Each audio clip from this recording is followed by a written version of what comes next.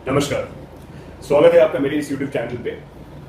आज हम बात करने वाले हैं केतु की महादशा के बारे में। अब केतु क्या होता है, केतु के बारे में हमें जानना है। सबसे पहले व्हाट इज केतु, केतु के क्या क्या इफेक्ट्स होंगे, इसके क्या क्या पॉजिटिव इफेक्ट्स है, क्या नेगेटिव इफेक्ट्स है इस महादशा की, वो सारी चीजें आज हम डिस्कस करने वाले हैं।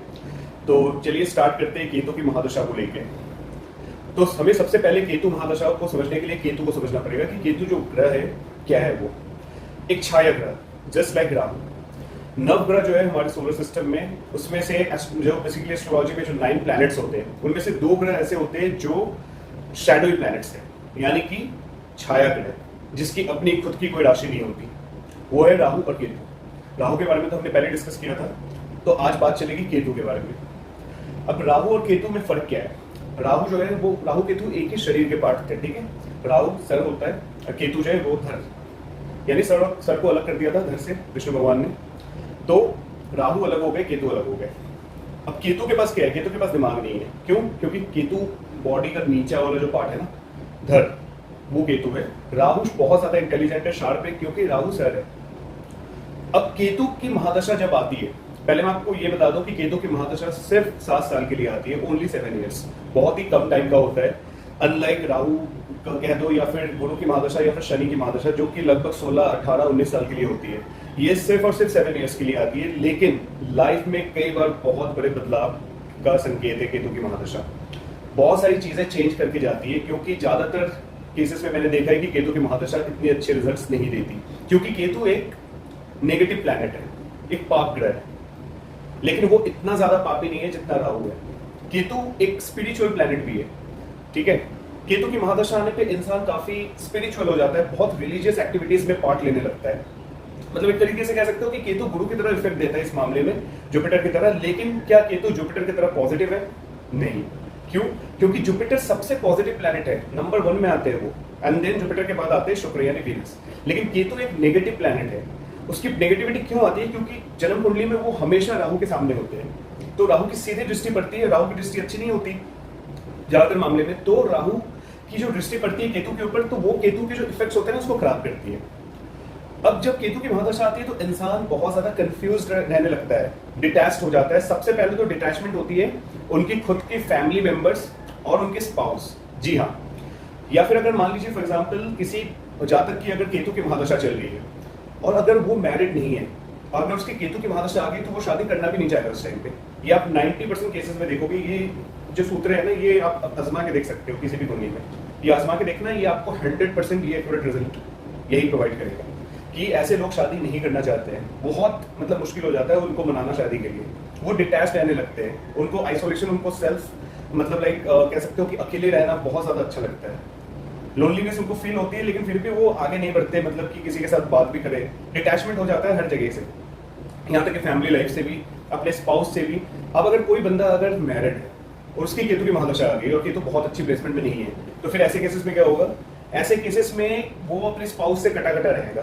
जैसे ही केतु की महादशा आई, उससे पहले बुध की महादशा चल रही थी, सब कुछ अच्छा था, हो सकता है बुध की प्लेसमेंट अच्छी थी तो सब कुछ सही चल रहा था लाइफ में, एवरीथिंग वाज गुड। बट जैसे ही केतु की महादशा आई, कुछ ही टाइम पे वो बंदा बिल्कुल डिटैच होने लगा, अपने स्पाउस से अलग रहने लगा। मतलब कई बार तो ये सेपरेशन, डिवोर्स के भी कारक बन जाते हैं। केतु फैमिली से, लोगों से अलग करते हैं, एक मटेरियलिस्टिक लाइफ से भी अलग करते हैं। जितनी भी भौतिक चीजें होती है, भौतिक सुख, जैसे गाड़ी, पैसा, घर, बंगला, ट्रैवलिंग, मतलब जो अपने शौक की जो चीजें होती है, जिसमें हमें शौक होता है ये खरीदना, वो खरीदना, ये पहनना, इन सब से अलग कर देते हैं केतु। एक तरीके से ये मोक्ष प्राप्ति की तरफ लेके जाते हैं। जी हाँ, आपने थंबनेल से देखा ही होगा कि मोक्ष प्राप्ति, बिल्कुल मोक्ष प्राप्ति हो जाती है एक तरीके से। अब मोक्ष क्या होता है? आपका डिटैचमेंट हर तरीके से। अब मुझे कुछ नहीं चाहिए, अब मतलब मेरा मन नहीं है इन सब चीजों में, मैं बिल्कुल अलग रहना चाहता हूँ, स्पिरिचुअल होना चाहता हूँ। मुझे ये गाड़ी, घर, बंगला, ये सारी चीजें, अब मुझे पैसे नहीं चाहिए। वो शौक, वो इंटरेस्ट जो रहता है वो खत्म हो जाता है बिल्कुल। क्योंकि जो हमारी कुंडली के जो 12वें भाव होते हैं ना, 12th हाउस जो होता है, वो शो करता है मोक्ष को।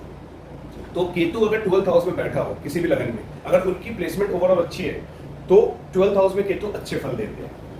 केतु अगर गुरु की राशि यानी कि धनु और मीन में अच्छे फल देते हैं, अगर वहां पे अगर उनकी प्लेसमेंट हो तो। धनु राशि में यानी सैजिटेरियस साइन में तो वो बहुत ज्यादा लाइक उच्च के हो जाते हैं।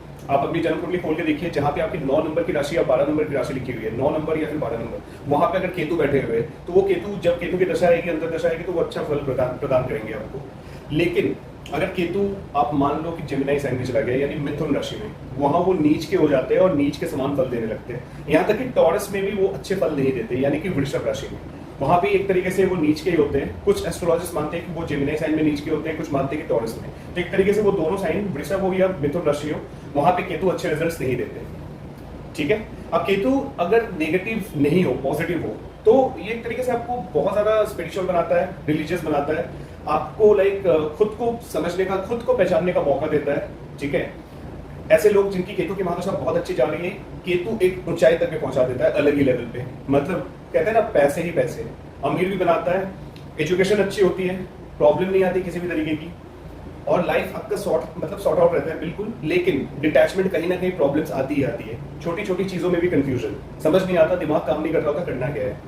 हेल्थ इश्यूज देते हैं केतु, अगर केतु बहुत ज्यादा पॉजिटिव नहीं है, नेगेटिव है तो। पाइल्स, कुछ लोगों को पाइल्स की बीमारी होती है, तो जब पाइल्स की बीमारी होती है ऐसे लोगों की कुंडली में आप देखना केतु कमजोर होंगे, या फिर केतु की महादशा चल रही होगी और केतु अच्छे रिजल्ट्स नहीं प्रदान कर पा रहे, चाइल्ड बर्थ में दिक्कत आती है। ऐसे बहुत सारे किस्से जो केतु से रिलेटेड है। अब मैं आपको कुछ इंपॉर्टेंट रेमेडीज बताता हूँ केतु को सही करने के लिए, जिनकी भी केतु की महादशा चल रही है और केतु जन्य पीड़ा से बहुत ज्यादा प्रॉब्लम फेस कर रहे हैं। तो ऐसे लोगों को क्या करना है, सबसे पहले तो स्पिरिचुअल बनिए, बैड हैबिट्स बिल्कुल छोड़ दीजिए, कोई भी बैड हैबिट्स नहीं होना चाहिए आपका, नहीं तो केतु बहुत ज्यादा खराब हो जाएंगे और भी खराब रिजल्ट्स देने लगेंगे वो। फिर गोल्ड की ज्वेलरी पहनिए, उससे केतु को बल मिलता है और केतु अच्छे रिजल्ट्स प्रोवाइड करते हैं।